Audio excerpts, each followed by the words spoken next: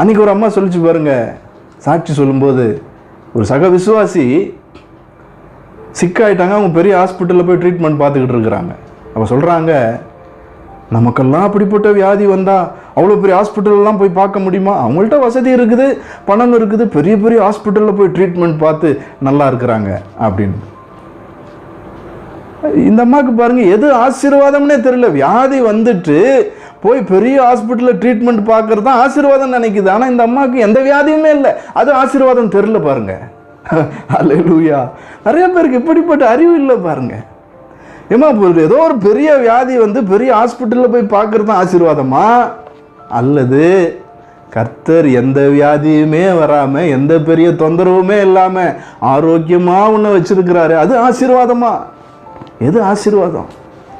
எது ஆசீர்வாதம்னே தெரியாததுனால தான் இன்றைக்கு நாம் கர்த்தருக்கு நன்றி உள்ளவர்கள் அறுப்பதில்லை, கர்த்தர் செய்த நன்மைகள் நினைக்கிறது இல்லை. அவனுக்கு பாரு எவ்வளோ சொத்து இருக்குது, எவ்வளோ சுதந்திரம் இருக்குது, பெரிய வீடு இருக்குது, பேங்க் நிறைய பணம் இருக்குது. அவனுக்கு பிள்ளை இருக்குதா? உங்களுக்கு பிள்ளைகள் இருக்கு.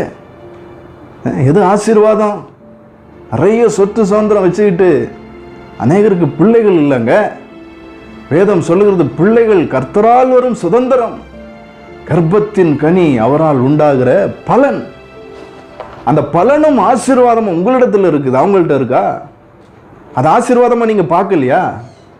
அவன்கிட்ட சொத்து இருக்குது, உங்கள்கிட்ட முத்து போல பிள்ளைகள் இருக்குது. ஆமென். பிள்ளைங்க இல்லாதவங்களை போய் கேட்டு பாருங்க, அதனுடைய கஷ்டம் என்ன, அதனுடைய வேதனை என்ன. சொத்து சுதந்திரம்லாம் கொண்டு வந்து கொடுத்தாலும் அந்த ஒரு ஆசீர்வாதம் இல்லைன்னா அதனுடைய தாக்கம் எவ்வளோ இருக்குன்றது அவங்கள கேட்டால் தான் தெரியும் உங்களுக்கு. அப்போதான் தெரியும் கர்த்தர் உங்களுக்கு கொடுத்துருக்கிற ஆசீர்வாதம் எவ்வளோ பெருசு. அன்னைக்கு ஒரு அம்மா பாருங்க, 80 வயசு அந்த அம்மாவுக்கு. அந்த அம்மா சொல்கிறாங்க, என்னுடைய கணவர் இப்போ இருக்கிற ட்ரீட்மெண்ட்டு போல் அப்போ எனக்கு ட்ரீட்மெண்ட் எல்லாம் பார்த்துருந்தாருன்னா இந்நேரம் எனக்குன்னு ஒரு குடும்பம் இருந்திருக்கும், எனக்குன்னு ஒரு சந்ததி இருந்திருக்கும், பிள்ளைங்க பேர பிள்ளைங்களாம் இருந்திருப்பாங்க. அதெல்லாம் இல்லாததுனால தான், என்னை விட ரொம்ப வயசில் அதிகமான இவர் என்னை கட்டினதுனால தான் எனக்கு அப்படிப்பட்ட விஷயமே இல்லாமல் போயிடுச்சுன்னு வருத்தப்பட்டாங்க. வயசு என்ன? 80. அவங்க இன்றைக்கு அவருடைய சகோதரியுடைய வீட்டில் இருக்கிறாங்க. அவருடைய சகோதரியுடைய பிள்ளைகள் பேர பிள்ளைகள் எல்லாமே அவங்களையும் பாட்டியை போல தான் பார்க்குறாங்க. ஆனாலும் அவர்களுக்குள்ள ஒரு கஷ்டம், வேதனை. எனக்குன்னு ஒரு சந்ததி இல்லையே, ஏன் கர்ப்ப பிறப்புன்னு ஒன்று இல்லையே, என்னுடைய பேரை சொல்ல, எனக்கு அடையாளமாக நான் விட்டு செல்ல எனக்குன்னு எதுவும் இல்லையே என்கிற அந்த வேதனை அந்த 80 வயசு மூதாட்டிக்குள்ள இருக்குதுங்க. அப்போ உங்களுக்கு தேவன் சுதந்திரத்தை கொடுத்துருக்கிறாரு, ஆசீர்வாதத்தை கொடுத்துருக்கிறாரு, பிள்ளைய கொடுத்துருக்கிறாரு. இது ஆசீர்வாதம் இல்லையா? இது ஆசீர்வாதமாக பார்க்கலையா? அன்னைக்கு ஒரு சகோதரர் அப்படிதான் என்கிட்ட கேட்டார், உங்கள் சபைக்கு வர யார் ஆசீர்வதிக்கப்பட்டிருக்கிறாங்க சொல்லுங்க, யார் பெரிய ஆசீர்வாதத்தில் இருக்கிறாங்க? யாரும் இல்லையே அப்படின்னார். நான் கேட்டேன் அவரை பார்த்து, நீங்கள் எதை ஆசீர்வாதமாக நினைக்கிறீங்கன்னு கேட்டேன். நீங்கள் எதை ஆசீர்வாதமாக நினைக்கிறீங்க? நீங்கள் பணத்தை நினைக்கிறீங்க, நீங்கள் பிஸ்னஸ் நினைக்கிறீங்க, நீங்கள் பெரிய வீடு இருந்தால் தான் ஆசீர்வாதம், கார் பங்களா இருந்தால் ஆசீர்வாதம் நினைக்கிறீங்க. அப்புறம் என்ன ஆசீர்வாதம் என்பதை நான் சொன்னேன் அவருக்கு.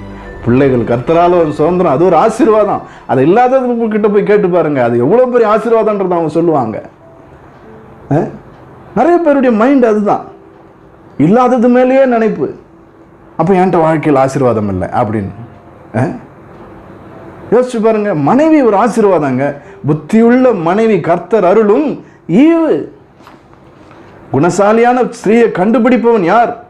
அவருடைய விலை முத்துக்களை பார்க்கிலும் உயர்ந்ததுன்னு வேதம் சொல்லுகிறது.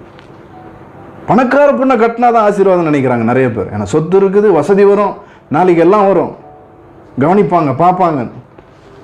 அருமையானவர்களே,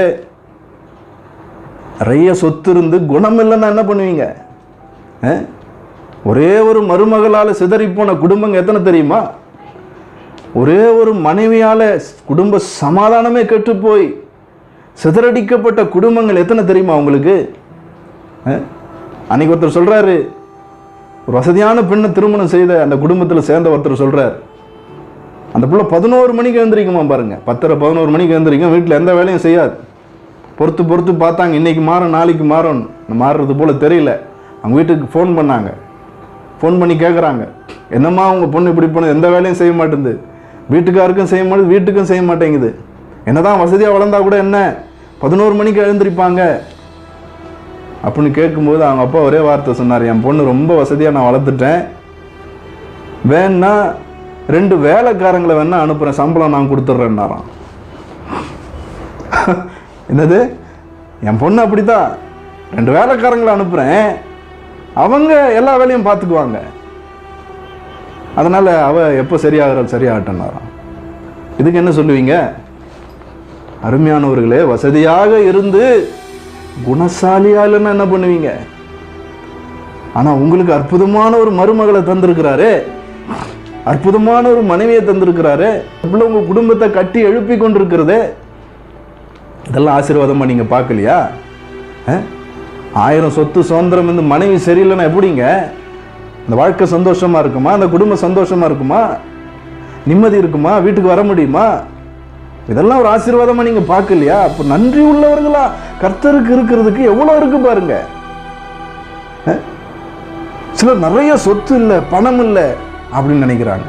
வேதம் சொல்லுகிறது, ஒருவன் உலகம் முழுவதையும் ஆதாயப்படுத்தினாலும் தன் ஜீவனை நஷ்டப்படுத்தினால் அவனுக்கு லாபம் என்ன?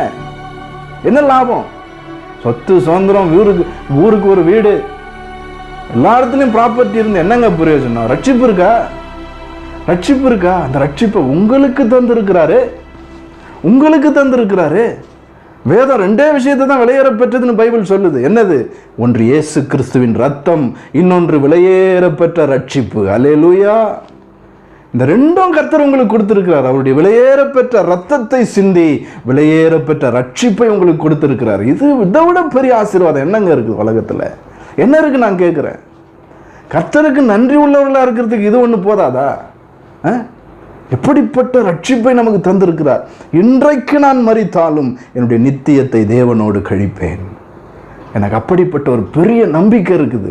அப்படி நீங்க சொல்ல முடியுமே, அதை நீங்க ஆசீர்வாதமா பார்க்கலையா? நிறைய பேர் இதெல்லாம் நினைக்கிறதே கிடையாது. அதான் கர்த்தர் சொல்றாரு, நான் உனக்கு செய்த நன்மைகளுக்கு நீ நன்றி உள்ளவனாயிரு. நீ நன்றி உள்ளவனாயிரு. இதெல்லாம் நினைச்சு பாரு. நினைச்சு பார்க்கறது நீ சாட்சி சொன்ன